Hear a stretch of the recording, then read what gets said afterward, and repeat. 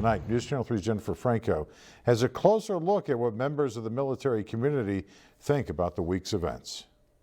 Local communities with deep ties to the chaos unfolding in Afghanistan are reacting to the recent events in the Middle Eastern country.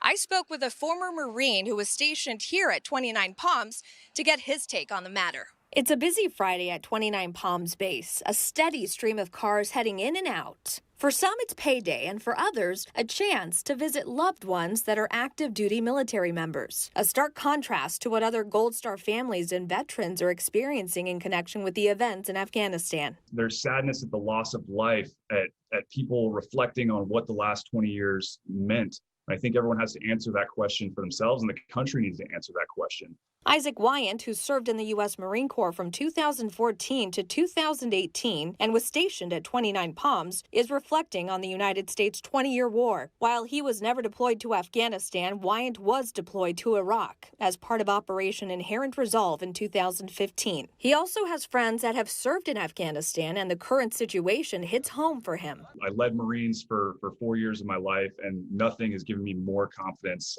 than what Marines can accomplish. Wyant says many Gold Star families and veterans are frustrated and want to see accountability from the top. Military members who can lose their job who are otherwise great personnel but could lose their job for a small infraction, being led by what is perceived to be generals who have used Afghanistan as a playground. Wyant says he thinks the situation in Afghanistan is going to get worse before it gets better. But he says, hopefully this encourages veterans and military members to step up in their communities and really lead from the front, because they understand the sacrifice. Military families understand the sacrifice. They know what loss of life is. They know what that time on the ground means.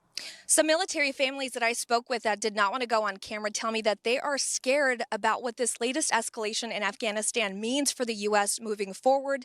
Some wonder if efforts to end this 20-year war might actually spark a new one. And still, President Biden says that he is committed to a full withdrawal of U.S. military forces from Afghanistan by August 31st.